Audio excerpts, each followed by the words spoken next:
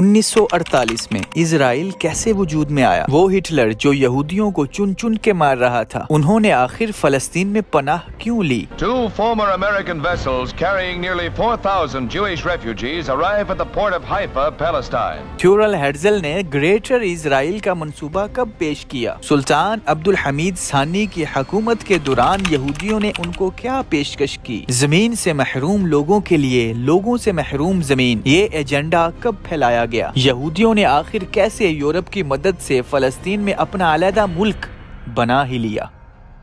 दोस्तों, यहूदियों की तकरीबन 3000 साल पुरानी हिस्ट्री भी इस सीरीज में चलेगी, लेकिन इस एपिसोड में हम जो पिछली एक सदी में वाकयात गुजरे हैं उनको कंसाइज करके डिस्कस करेंगे। सबसे पहले एक चीज आप अपने जहन में रखें, यहूदियों का शुरू से बिजनेस माइंड है। वो पैसे की पावर को सबसे पहले अचीव करते हैं। तकरीबन अक्सर अदवार में यहूदी अमीर ही होते हैं। आज भी अगर आप देख लें तो यहूदियों का शुमार अमीर तरीन लोगों में और अमीर तरीन कंपनियों में होता है। अब आते हैं हम फौरन मुद्दे पे कि इजराइल कंट्री बनाने की बुनियाद कहां पे रखी गई? 1898 में एक यहूदी थ्योरल हेर्ज़ल ने स्विट्जरलैंड में एक कॉन्फ्रेंस रखी और वहां पे एक तहरीक का आगाज किया, ज़ायनिस्ट का, यानी सेहूनी कांग्रेस, यानी एक जमात बनी, एक पार्टी बन गई। इसी कॉन्फ्रेंस में उन्होंने अपने मुल्क का नाम मुंतखब किया, इजराइल। चूंकि यहूदी बनी इजराइल की नस्ल से हैं तो दैट्स व्हाई ये तमाम इंसानों में खुद को सबसे अजीम खून समझते हैं, सबसे अजीम नस्ल, यहाँ तक कि वो कहते हैं कि अल्लाह भी हमें नहीं हरा सकता। ये नेक्स्ट एपिसोड में डिस्कस होगा। खैर, इसी एपिसोड में उन्होंने अपना एक झंडा भी मुंतखब किया। झंडे में जो सितारा है उसे हजरत दाऊद अलैहिस्सलाम के सितारे से तशबीह दी गई है, यानी दाऊद अलैहिस्सलाम ने भी फलस्तीन में हुकूमत कायम की थी। दोस्तों, देखा ना, हर लाइन के पीछे एक स्टोरी है जो इसी सीरीज में इंशाल्लाह आगे आएगी। खैर, उस कॉन्फ्रेंस में लोगों ने कहा कि सितारा तो ठीक है, लेकिन नील और फुरात कहाँ पे है? मिस्टर हेर्ज़ल, हमारी रियासत का परचम कहाँ है?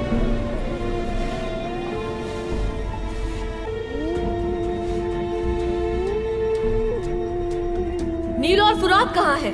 नील और फुरात भी होने चाहिए।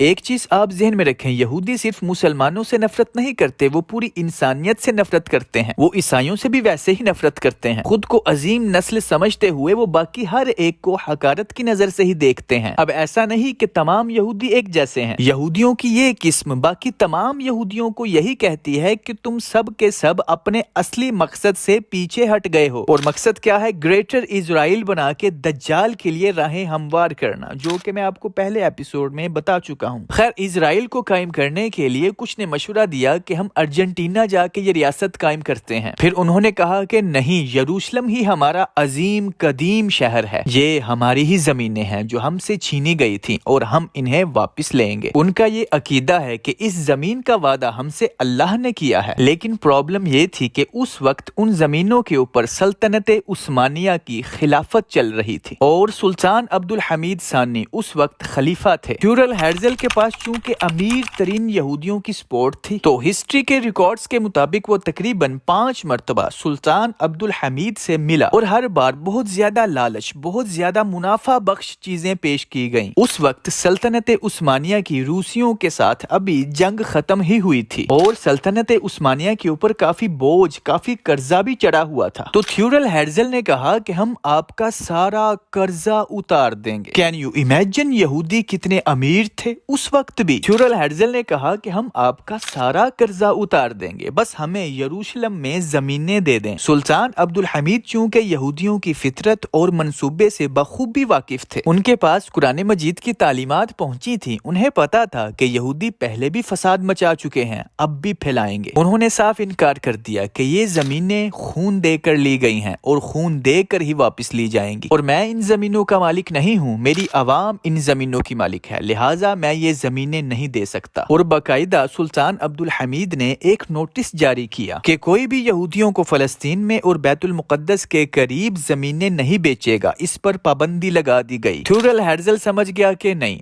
अब हमें यहाँ पे रियासत कायम करने के लिए सल्तनत उस्मानिया के खत्म होने का इंतजार करना पड़ेगा। और यकीन करें दोस्तों, उन्होंने सिर्फ इंतजार नहीं किया, बल्कि सल्तनत उस्मानिया को खत्म करने के लिए जो कुछ वो कर सकते थे उन्होंने वो सब किया। چونکہ میں نے آپ کو بتایا یہودی اتنے امیر تھے کہ وہ ایک سلطنت کا پورا قرضہ اتار سکتے تھے، تو وہ یہودی برٹش کے پاس گئے اور ایک معاہدہ کیا کہ سلطنت عثمانیہ کو ختم کیا جائے، ہم آپ کو پیسے سے سپورٹ کریں گے اور اس کے بدلے میں ہمیں صرف چاہیے فلسطین اور القدس کی زمینیں۔ تب پھر پہلی جنگ عظیم ورلڈ وار 1 کا آغاز ہوا۔ تب چونکہ برٹش جیت گیا تھا اور فلسطین سمیت ارد گرد کے کافی ملکوں پر قبضہ بھی کر لیا تھا، اور یہاں پہ بڑی ایک عجیب بات ہے کہ برٹش نے یہودیوں کے ساتھ اپنا کیا ہوا وعدہ نبھایا اور 1917 میں ایک بیلفور ڈیکلریشن ایشو کیا گیا، جس میں دنیا بھر کے تمام یہودیوں کو کہا گیا کہ آپ فلسطین میں جا کے رہ سکتے ہیں، اور ساتھ میں ایک اور چیز وائرل کی گئی، زمین سے محروم لوگوں کے لیے لوگوں سے محروم زمین، جس کا مقصد یہ تھا کہ یہودیوں کو چونکہ تمام دنیا ناپسند کرتی تھی تو اس ناپسندیدگی کو ختم کرنے کے لیے کافی ایجنڈے کیے گئے۔ اس کے بعد یہودی فلسطین میں آ کے بسنا شروع ہو گئے اور یورپین سپاہی ان کو پروٹیکٹ کرتے تھے، ان کی حفاظت کرتے تھے، یعنی کوئی مسلمان یا کوئی گروہ ان کو نقصان نہ پہنچائے۔ لیکن پھر بھی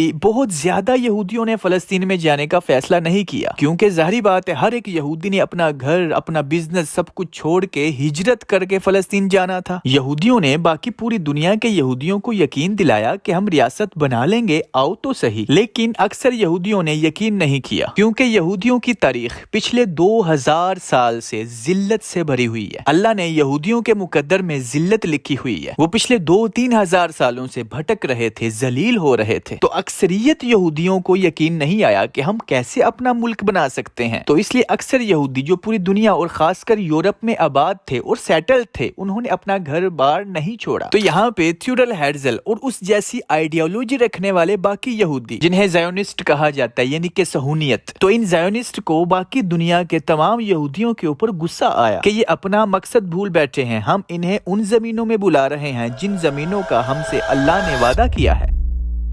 خیر سلطنت عثمانیہ کے ختم ہونے کے بعد بھی زائونسٹ کا اس طرح چونکہ مقصد پورا نہیں ہوا جس طرح وہ چاہ رہے تھے، تو آف کورس انہوں نے اپنی پلاننگ جاری رکھی، کیونکہ ریاست تو انہوں نے ہر حال میں بنانی ہی بنانی تھی۔ صہیونی جیسا کہ آپ کو بتایا بہت مالدار تھے، انہوں نے برٹش کو پیسے سے سپورٹ کیا اور بدلے میں برٹش نے صہیونیوں کو سیاسی اور فوجی مدد دی۔ خیر اسی دوران ایک علیحدہ ہسٹری ہے، ایک نازی پارٹی بن رہی تھی جس کا لیڈر تھا اڈولف ہٹلر، جو کہ یہودیوں کو چن چن کے مار رہا تھا، ڈھونڈ ڈھونڈ کے مار رہا تھا، وہ ان کا جانی دشمن تھا۔ اس نے عہد کیا ہوا تھا کہ میں نے یہودیوں کو پوری دنیا سے مٹا دینا ہے۔ ہٹلر نے بہت جلد یورپ کی جگہوں پہ قبضہ کرنا شروع کر دیا اور جس علاقے پہ وہ قبضہ کرتا جا رہا تھا وہاں کے یہودیوں کو چن چن کے مار رہا تھا، یہاں تک کہ وہ ان کو آگ سے جلاتا بھی تھا۔ ہٹلر نے چونکہ یورپ پہ تو حملہ کیا ہی تھا، ساتھ میں روس پہ بھی کیا تھا، تو اس چیز سے ایک طرح سے صہیونیت کو فائدہ پہنچا۔ یورپ کے یہودی ہٹلر کے خوف سے بچنے کی جگہ تلاش کر رہے تھے۔ یہ تقریباً کوئی 1933 کے بعد کی بات ہے۔ تب زائونسٹ ایکٹیو ہو گئے اور پورے یورپ میں ایک بیان جاری کیا گیا کہ جو یہودی فلسطین میں جا کے آباد ہوں گے انہیں لاکھوں روپے بھی دیے جائیں گے اور وہاں پہ پراپرٹی یعنی کہ جگہیں بھی دی جائیں گی۔ یہ آفر صرف اور صرف فلسطین جانے والے یہودیوں کے لیے ہے۔ چونکہ تب اخباروں کا زیادہ دور تھا تو یہ ساری چیزیں اخباروں میں درج کی گئیں، تو آخر کار یورپ کے تمام یہودیوں کو وجہ بھی مل گئی اور فائدہ بھی مل رہا تھا۔